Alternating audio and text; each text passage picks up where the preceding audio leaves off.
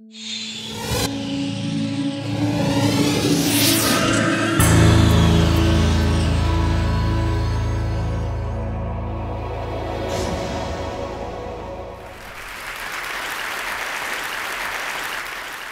need to make a confession at the outset here. A little over 20 years ago, I did something that I regret, something that I'm not particularly proud of, something that in many ways I wish no one would ever know, but that here I feel kind of obliged to reveal.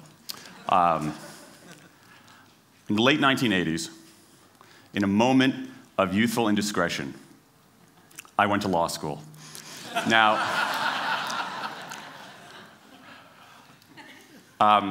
in America, law is a professional degree. You get your university degree, then you go on to law school. And when I got to law school, I didn't do very well. To put it mildly, I didn't do very well. I, in fact, graduated in the part of my law school class that made the top 90% possible.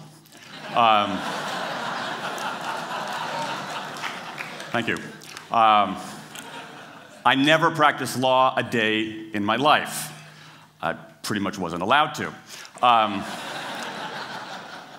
But today, against my better judgment, against the advice of my own wife, I want to try to dust off some of those legal skills, what's left of those legal skills. I don't want to tell you a story. I want to make a case. I want to make a hard-headed, evidence-based, dare I say lawyerly case for rethinking how we run our businesses. So, ladies and gentlemen of the jury, take a look at this.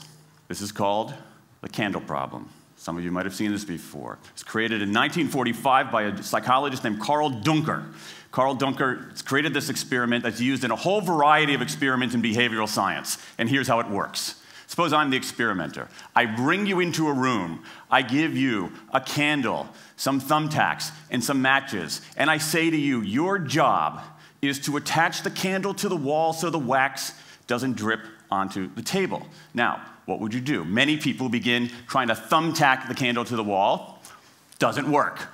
Some people, and I saw somebody kind of make the motion over here, some people have a great idea where they light the match, melt the side of the candle, try to adhere it to the wall. It's an awesome idea, doesn't work. And eventually, after 5 or 10 minutes, most people figure out the solution, which you can see here.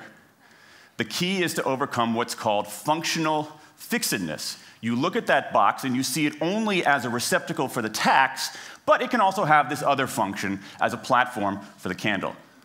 Candle problem. Now, I want to tell you about an experiment using the candle problem done by a scientist named Sam Glucksberg, who's now at Princeton University in the US. This shows the power of incentives. Here's what he did. He gathered his participants and he said, I'm going to time you how quickly you can solve this problem. To one group, he said, I'm going to time you to establish norms, averages, for how long it typically takes someone to solve this sort of problem.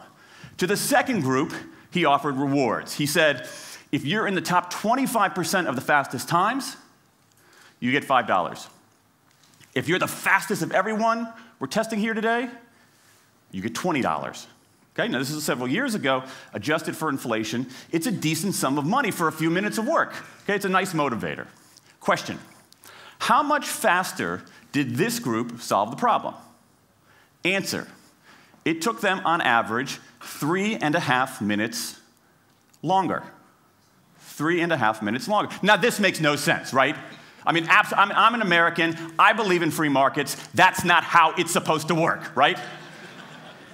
If you want people to perform better, you reward them, right?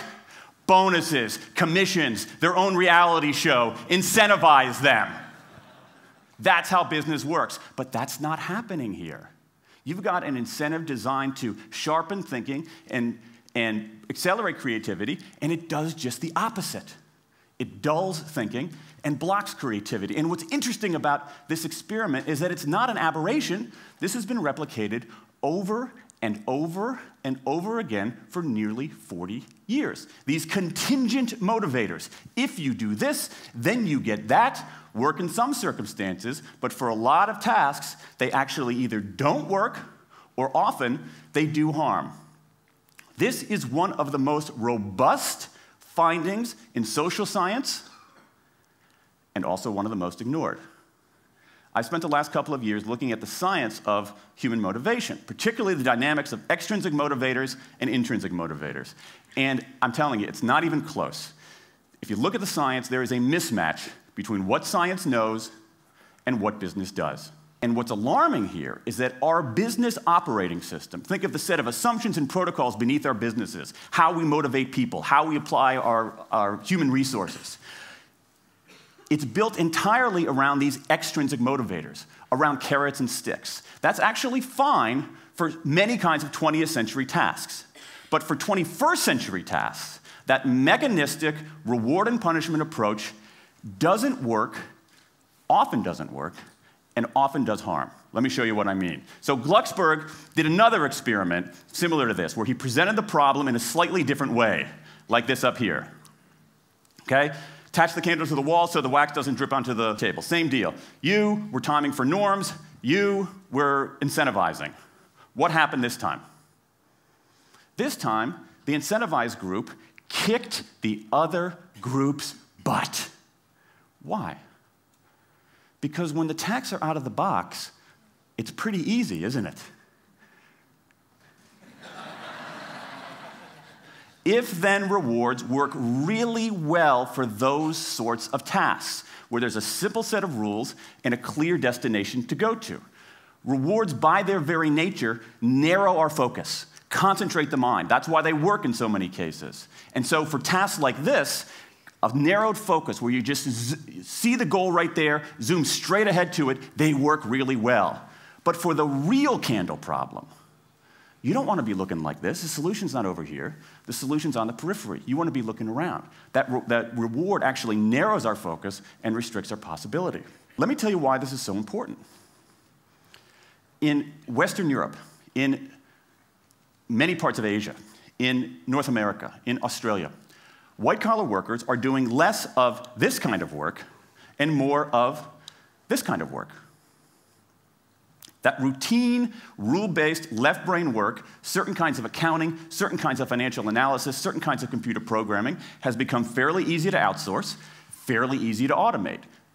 Software can do it faster.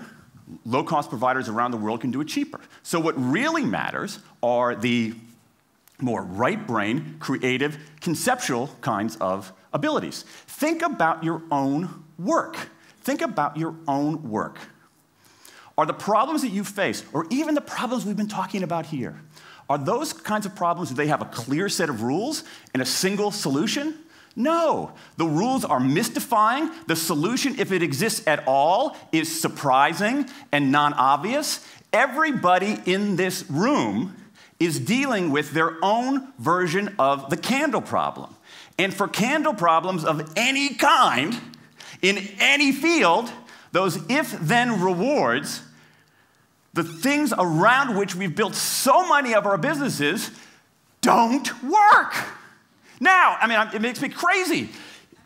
And this is not, here's the thing, this is not a feeling, okay? I'm a lawyer, I don't believe in feelings. This is not a philosophy. I'm an American, I don't believe in philosophy. This is a fact, or as we say in my hometown of Washington, D.C., a true fact. Let me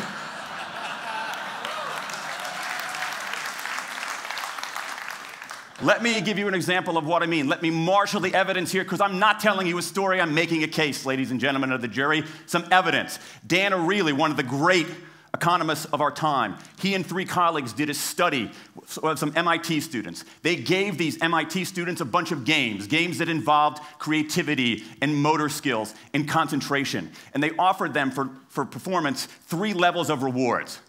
Small reward, medium reward, large reward. Okay?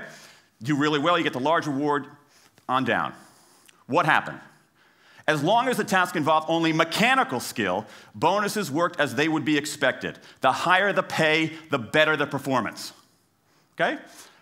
But once the task called for even rudimentary cognitive skill, a larger reward led to poorer performance. Then they said, okay, let's see if there's any cultural bias here. Let's go to Madurai, India and test this. Standard of living is lower. In Madurai, a reward that's modest by North American standards is more meaningful there. Same deal. A bunch of games, 3 levels of rewards. What happens? People offered the medium level of rewards, did no better than people offered the small rewards. But this time, people offered the highest rewards.